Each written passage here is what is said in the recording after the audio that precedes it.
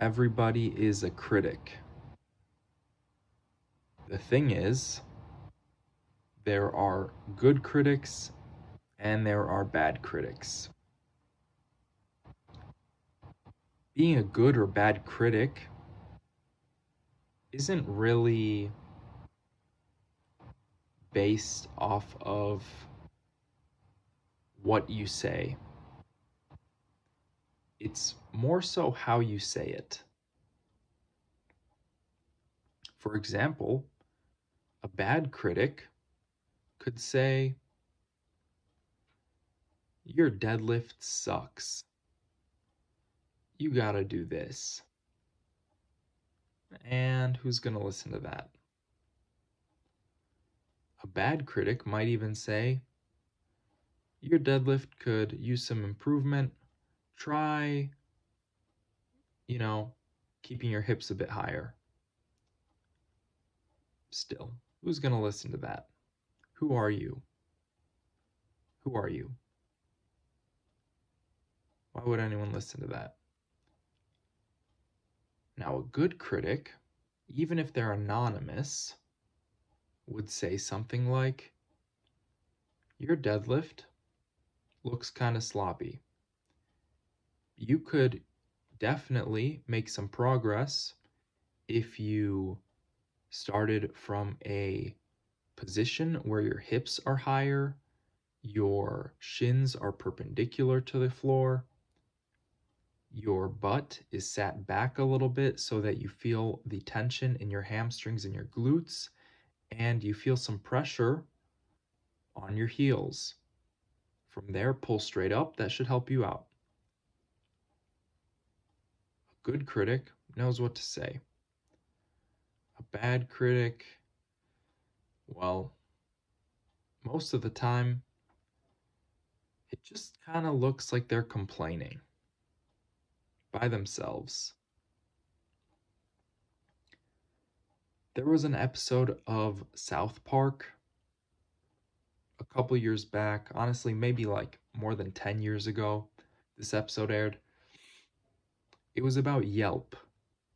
I don't know if Yelp is still around. This was a reviewing website, mostly for restaurants, I believe. I think it is still around, but I don't hear anybody talking about Yelp anymore. You review restaurants and stores and whatnot, review the staff, review whatever you want. In this episode, one of the main characters is a jerk, right? He's a perfect example of a bad critic. He's the first one in the town on Yelp, and he goes to restaurants. He says, "I'm a food critic." He gets some food for free, and then he kind of just extorts them. He says, "Oh, this place looks dirty. You should clean that up. Oh, I want some more food. Oh, I want to try out this drink. I'm a Yelp reviewer, so I'm not going to pay," right? Just taking complete advantage, giving no actual constructive criticism. And as the episode progressed, more and more people signed up for Yelp. More and more people gained this false sense of authority, this false sense of power, and what happened was everyone started extorting the system. The restaurants were giving in, they were pressured, they were all getting bad reviews because people would get what they want and still give them a bad review. And by the end of it, what happened is all the restaurants boycotted Yelp. They said, "We don't take Yelp reviewers here. If you're a Yelp reviewer, you're not welcome." Because everyone was a bad critic.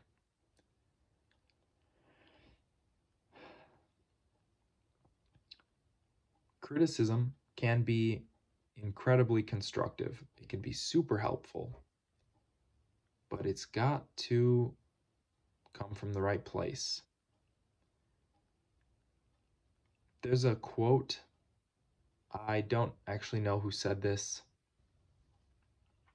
This quote goes something along the lines of, If someone is not in the position you want to be in, don't take their advice on how to get there. If somebody is trying to tell you how you can make $1,000,000 and they're working a minimum wage job, what does that tell you? They probably don't know how to make $1,000,000. You wouldn't go to your waitress for advice on how to file your taxes. They're probably not qualified. You wouldn't go to the janitor of a building to see what are the newest prospects looking like. You wouldn't go to the HR department for sales advice. You got to know who you're talking to. And this is a big part of being a critic is first, you got to know what you're talking about. You got to have some experience in it. And you got to be talking to the right person because not everyone's receptive either.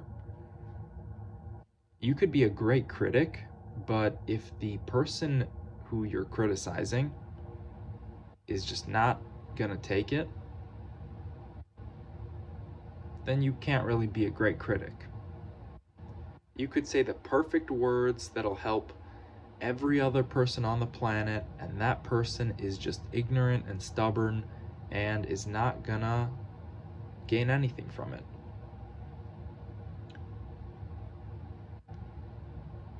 And when you're listening to criticism, you gotta know who you're listening to. And most of the time, you can't. Especially with this internet age of anonymity.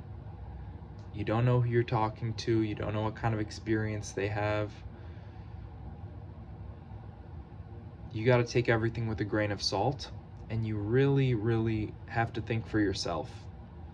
You have to think, what is this person's goals based off of what they said? Is this something that I can actually try? What would be the potential negatives of doing this? Really think about it. Why are they telling me this? A good critic will put it all together, all packaged together in a nice little piece, a little gold nugget. They'll say something like, hey, your deadlift's not great. If you want to improve it, you're going to want some tension in your freaking hamstrings, and they're going to give you a reason for it. They're going to say, because of this, because of that. Hey, your squat is looking kind of unstable. Try out this stretch, try out this exercise. I hope it helps. I heard this will help. I personally experienced this working for me. Even in an age of anonymity, you could still offer very good advice, very constructive criticism. It does help to be popular. It does help to have an audience, someone who, or I guess a group of people who can vouch for you. That is a big thing. And it doesn't help to be blunt. It doesn't help to complain. It doesn't help to, well, bluntness actually isn't that bad. I'll say that. Sometimes you gotta be blunt. You gotta be straight and to the point, or else they just won't get it. And other times, you can be so blunt that your message loses all of its meaning. All of its meaning. A lot of so-called criticism on the internet is just, I don't like this. No because, no backstory, no commentary, just I don't like this and reframed in this way. A lot of it is disguised negativity. When I say disguised negativity, they'll say something like, I don't like this, but you're doing this okay. And they just won't go into it. Why don't you like it? Or you're doing that wrong, and then this looked good. Like, what? When you make a claim like you're doing something wrong, that's a bold claim. In real life, you got to back that stuff up. But because there's distance on the internet, there is anonymity to a certain degree, it just kind of disappeared. The actual value in the conversation, the value of the word has faded. Not for everybody, but for a lot of people. There's a lot of junk, a lot of filler, a lot of fluff. And criticism has really suffered because of this stuff. Criticism is not a bad thing. Sometimes it's used kind of like a slur, like a bad thing, right? When I say everybody's a critic, I don't think that's a good thing, right? Immediately I think, oh, everybody's a critic, everybody's a jerk. Some people will think these two things are synonymous. A critic is just a jerk. It's just a judgmental person. Not true.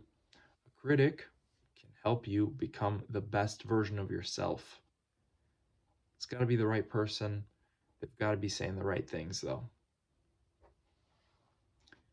If not, then why even listen to them? Why pay them any attention? Because who cares?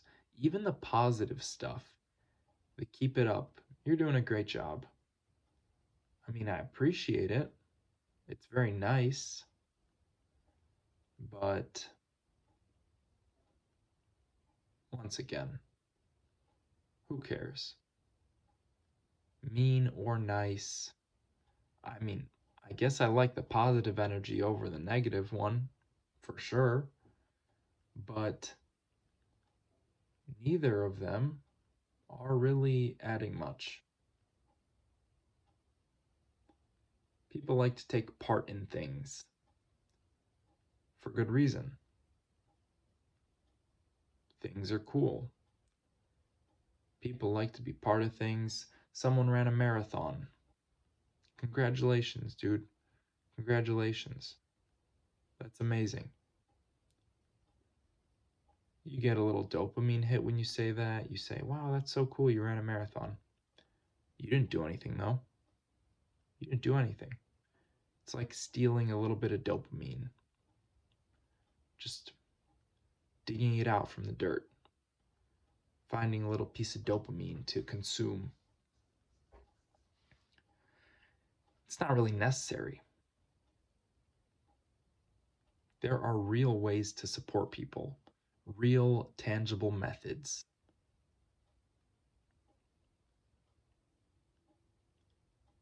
A lot of people like riding the bandwagon. Yeah, our team won. We did it. You didn't play. Last I checked, you were judging them. You were complaining about the quarterback or the running back or the striker. I don't know.